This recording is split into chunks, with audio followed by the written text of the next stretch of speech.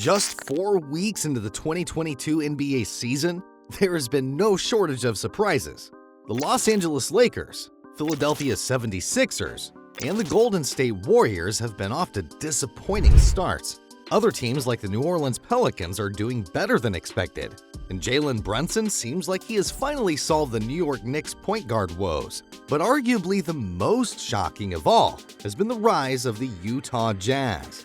Originally pegged as a major player for the Victor Wembanyama sweepstakes, the Jazz now stand as one of the top teams in the NBA with a stellar record, with quality wins over teams like the Denver Nuggets, Memphis Grizzlies, and the Atlanta Hawks, who were solid enough to beat the East's best team, the Milwaukee Bucks. We've talked before about the things that make this Jazz team tick, but during their ascent as the NBA's best team, perhaps the biggest factor has emerged unchallenged: Lauri Markannen. Before we talk about Utah's finisher star, please don't forget to like the video and subscribe to the channel for more meaningful NBA analysis such as this one. With that, on to the video. After trading away 3-time Defensive Player of the Year in Rudy Gobert and a 3-time All-Star in Donovan Mitchell, what other choice did the Jazz have but to embrace the tank? They had a bunch of inexperienced, albeit not without talent, players whose styles didn't look exactly like they could mesh well. They hired a rookie head coach. The Western Conference is once again extremely competitive, and the biggest argument to lose games this season? The most hyped prospect the NBA has ever seen since LeBron James, 18-year-old Victor Wembanyama from France. The pieces have been put into place. All signs were pointing to a tank, which seemed like the only competition the Jazz would be taking part in this season.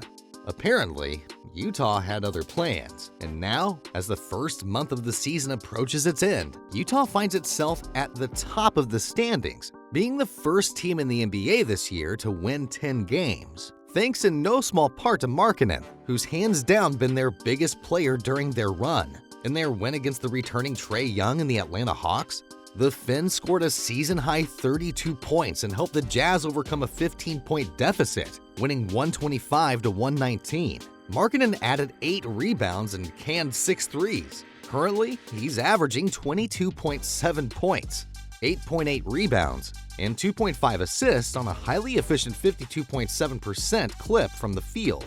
Each number marks a career high for the former number 7 pick, who was considered more of a supplementary piece to Colin Sexton in the Mitchell trade.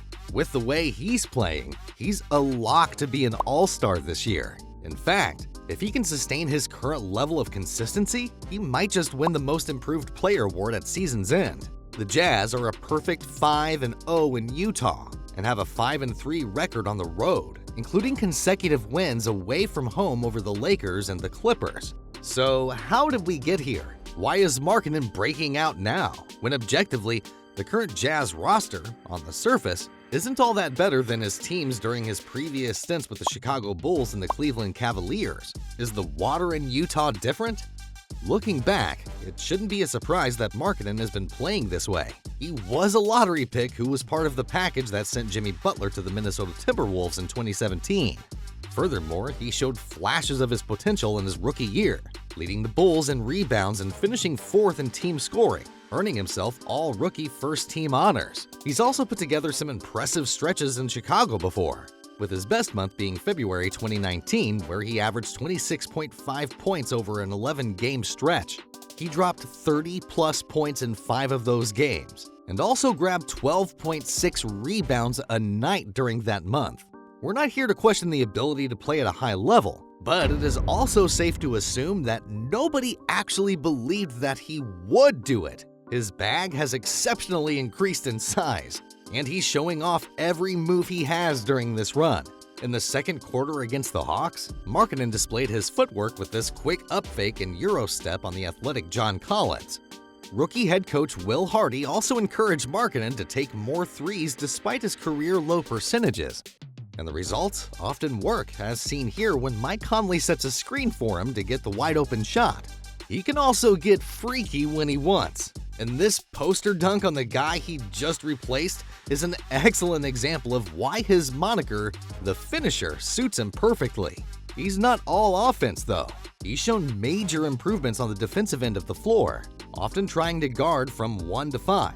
And the fact that he's buying in only means good things for the Jazz. In this clip, you can see how Markannen changed his mentality on D when he makes the switch and tries to bother Trae Young's floater, which still goes in because it's Ice Trae.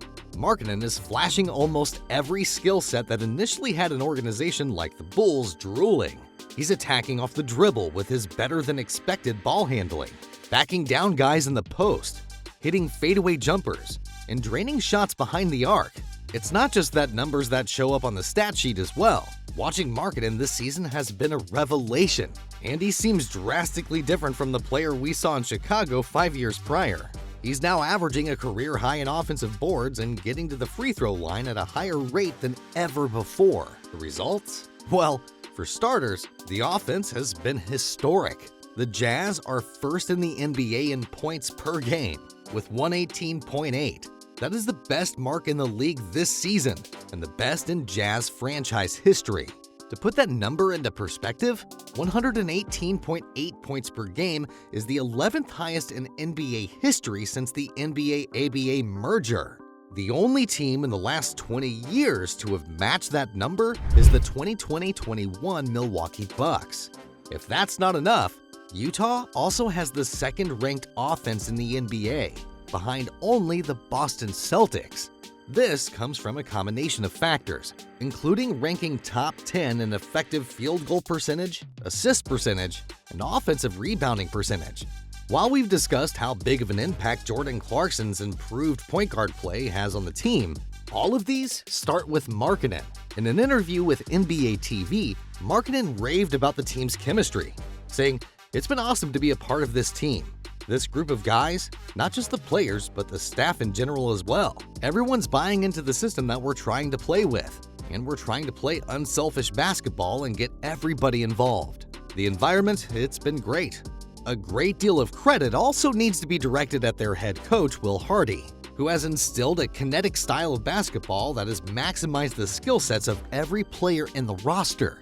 There are currently 6 Jazz players who are averaging over 10 points per game, a testament to the offensive versatility that they possess and the system that Hardy has employed to get the most out of his players. Nobody on the Jazz can be ignored. Even the lower volume scorers are highly efficient, so everybody needs to be respected by the defense. Combine that with the passing, and you get open shots by efficient shooters. Once perceived as sellers in the trade deadline, the Utah Jazz now have a ton of options come February. They have a lot of pieces who have increased value right now, and the ball is in their court if they want to cash in on their other assets or run with the team they have, with the culture they've instilled, and continue their frantic brand of basketball. They can still definitely go down with the Wembanyama route and take a shot at the most tempting basketball asset in a long time. But should they decide to stand pat, nobody should blame them. Good team culture doesn't happen overnight, and some teams never even sniff this level of chemistry at all. This opportunity might be even rarer than the likes of Wembanyama. Plus, the Jazz have seemingly infinite options as to how they might want to play this situation out. To put simply, the Jazz still have a lot of questions that still need answering. Before the season, one of the main questions that plagued the Jazz was how they would overcome the talent's discrepancy at the top of their roster. Fortunately for President Danny Ainge and the entire team, the season is young, and they still have time. More importantly, they have Markannen.